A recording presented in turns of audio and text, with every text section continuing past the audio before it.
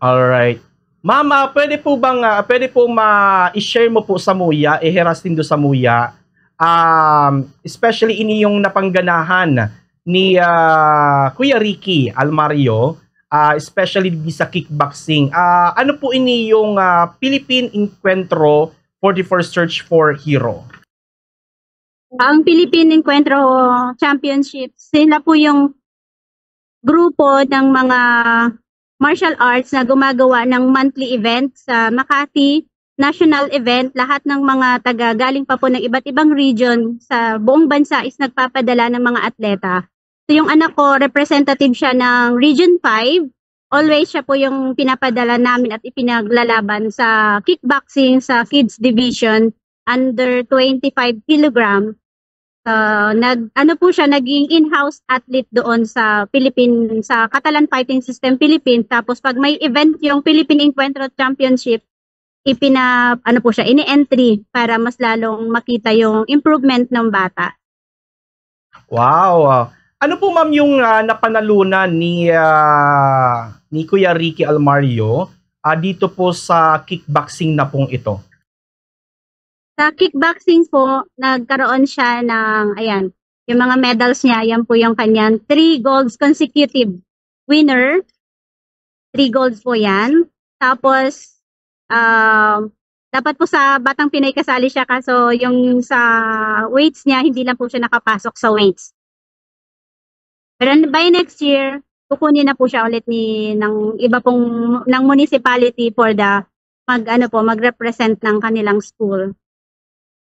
Right. Ma'am, maitanong ko lang po, kailan po ba ito ginanap itong event pong ito na sinalihan ni Kuya Ricky Almario Jr. po?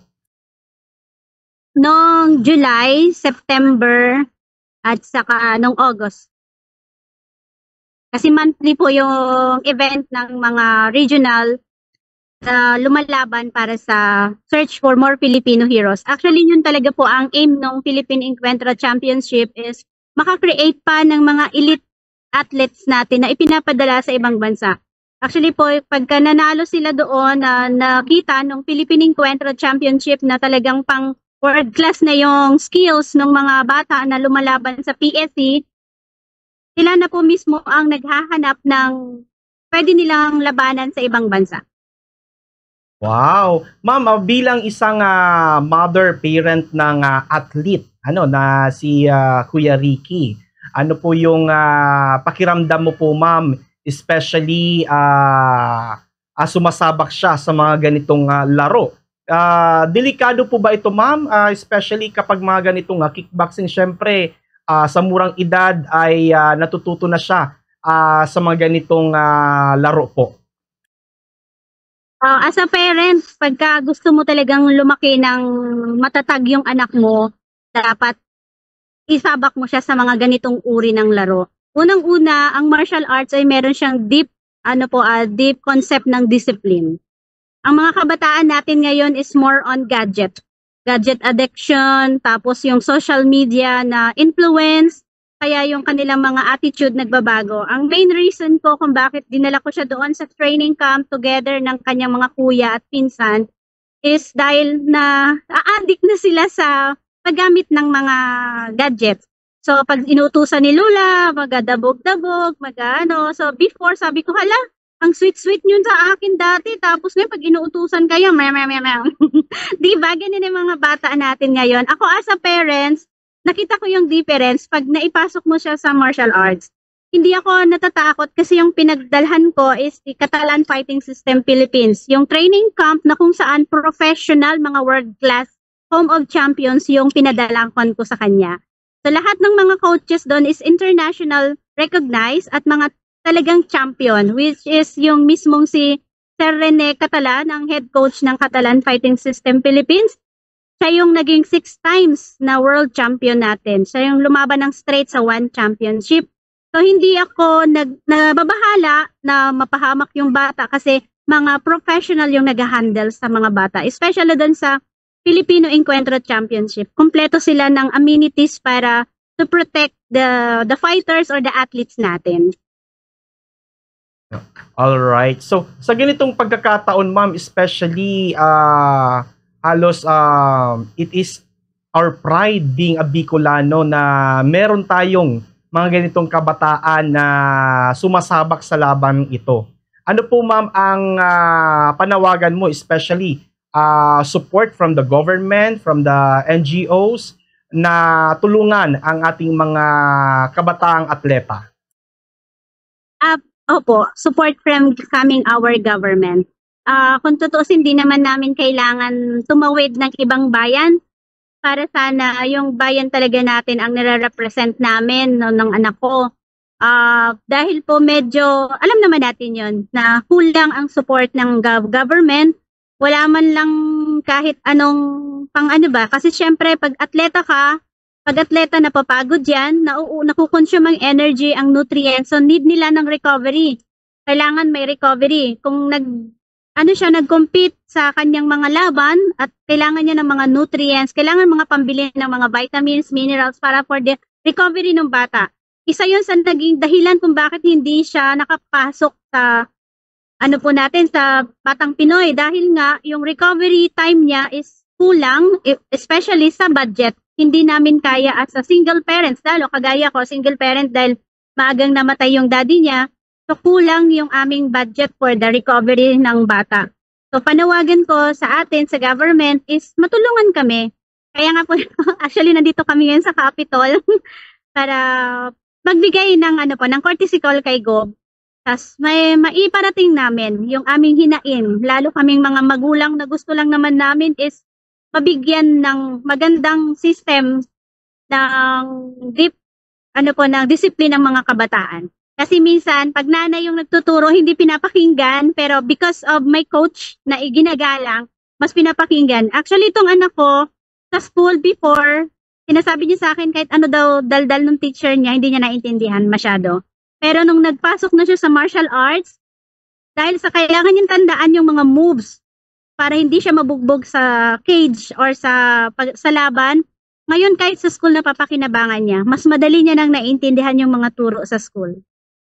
Wow, nakaka-proud naman po, ma'am, especially sa ganyang mga kwento natin. Ano po, pwede po bang makausap ko si Kuya Ricky Almario, konting pag-uusap lamang kung ano yung na-feel niya, especially nung nanalo siya bilang isang gold medalist dito sa ginawang kickboxing at mga palatuntunan ito.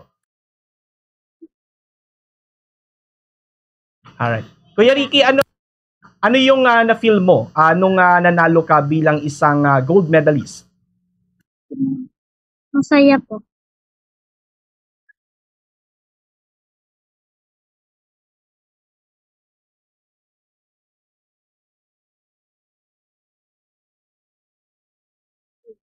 Alright. So, especially sa mga ganitong pagkakataon na may alam ka sa kickboxing ngayon, ano po? So, sa ganitong pagkakataon na Kuya Ricky, ano yung feeling mo? Halimbawa, anong gagawin mo? Especially kapag may kaaway ka. So, gagamitan mo ba ng kickboxing ito o ano? Gagamitan po. Alright. Okay. So, sa ganoong pagano. Pero syempre, kailangan nating gamitin yun sa tamang pamamaraan. Especially, nasa process tayo para matuto ng isang ganitong mga pagkakataon. And congratulations sa iyo at sa inyong proud parents. Ito ay isang nakaka-proud bilang isang Bicolano na malaman na mayroong mga kabataan na gaya mo na nakikilahok at lumalaban sa ganitong mga event. Especially hindi basta-basta ang kickboxing. Alright. So, last message na lang po, Ma'am Brooke Shield, especially sa mga kabataan na gusto pa rin na matuto ng mga ganitong, especially din sa mga parents na gustong matuto ang kanilang mga anak po. Yes, para po sa mga magulang na medyo nag-struggle, like me before, struggle sa mga kabataan natin. Alam naman natin yung mga kabataan ngayon is nasa stage ng sobrang maraming mga kalayawan sa paligid, tapos yung ng influence ng social media, ang martial arts is another door for us para matulungan tayong mga magulang na madisiplin natin yung mga anak natin. Ako, in-enroll ko siya sa Catalan Fighting System Philippines, not only para lang manalo siya or what, kasi kahit hindi siya maging atleta, magbigay ng medal sa ating bansa, yung confidence na ituturo at deep discipline na ituturo ng martial arts sa kanya ay magagamit niya hanggang sa paglaki niya. Na kahit wala na kami, kinuha na kami ni Lord, hindi ako mag-aalala dahil yung anak ko ay naturuan ng tamang sistema ng disiplina. Alright, so maraming salamat po sa inyong oras na nilaan po sa atin at ang buong Bicol region ay napaka-proud po sa ganitong pagkakataon. So maraming salamat po Ma'am Brooke Shield and Kuya Ricky Almario.